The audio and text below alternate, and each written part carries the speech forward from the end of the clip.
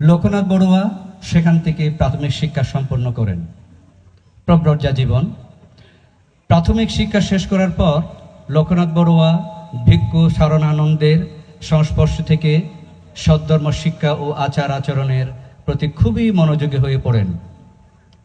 নানা ধর্মীয় অনুষ্ঠান আয়োজন, সদ্ধর্ম আলোচনা, অভিনয় সম্মত জীবনযাপন ইত্যাদি মাঙ্গলিক কাজে নিজেকে নিয়োজিত রাখতেন। পরে তিনি 1944 সালে সামান্য ধর্মের দীক্ষা হয়ে বুদ্ধ শাসনে প্রবেশ করেন। তার দীক্ষাগুরু ছিলেন যুবরাজ সুগত বিহারের তৎকালের সুযোগ্য অধ্যক্ষ উপসংগরাজ শ্রীমৎ গুণালঙ্কার মহাস্থবির।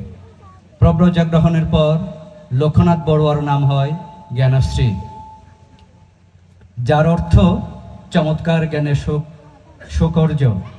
শ্রাবণ জ্ঞানশ্রী হাটহাজারী থানাধীন মির্জাপুর শান্তিধাম বিহারে অবস্থান করেন এবং বিহার পরিচালনা সহ ভিক্ষু জীবনের পালনীয় বিনয় অনুশীলন করেন। তিনি 1949 সালে তৎকালীন উপসংগরাজ গুণালঙ্কার মহাস্থবিরের অধীনে উপাসম্পদা লাভ করেন। তিনি চাকমা রাজমহিষী কালিন্দিরানী কর্তৃক প্রতিষ্ঠিত রাঙ্গুনিয়ায় ঐতিহাসিক রাজনগর সাক্কুমণি বিহার সীমানায় উপাসম্পদা গ্রহণ করেন। এভাবে পরম শ্রদ্ধেয় জ্ঞানশ্রী মহাতেরো মহোদয়ের ভিক্ষু জীবন শুরু হয়। ভিক্ষু হিসেবে তিনি পাহাড় ও সমতলে বিভিন্ন জায়গায় সদ্ধর্ম প্রচার করেন।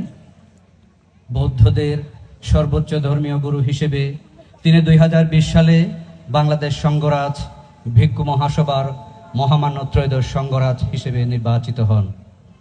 মহামান্য ত্রয়োদশ সংঘরাজ শাসন শোভন জ্ঞান ভানক সদ্ধর্মাদিত্য ডক্টর জ্ঞানশ্রী মহাতেরো মহোদয়ের 2025 সালের 13 নভেম্বর মহাপ্রয়াণ লাভ করেন।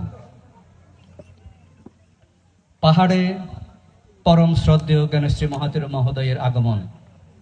পরম শ্রদ্ধেয় সদ্ধর্মাদিত্য জ্ঞানশ্রী মহাতেরোর পাহাড়ে আগমন দীর্ঘ অনাবৃষ্টির পরে যেন এক মহামেঘ বৃষ্টির মতো পাহাড়ি মানুষের এক বড় আশীর্বাদ, এক পরম প্রশান্তি। বর্তমান খাগড়াছড়ি জেলার মহালছড়ি উপজেলার তৎকালীন বিশিষ্ট গায়ক বিন্দু কুমার খিসা হেতম্যান বিহার নির্মাণ করার পর ওই বিহারের অধ্যক্ষের পদ গ্রহণের জন্য সমতল থেকে একজন ভিক্ষু চেয়ে আবেদন জানিয়েছিলেন। সেই কিসাবাবুর আমন্ত্রণে 1958 সালে শ্রীমৎ জ্ঞানশ্রী মহোদয় রাউজান থেকে পার্বত্য চট্টগ্রামে এসেছিলেন। মহালছড়ির খিসা পরিবারের সার্বিক তত্ত্বাবধানে ও জ্ঞান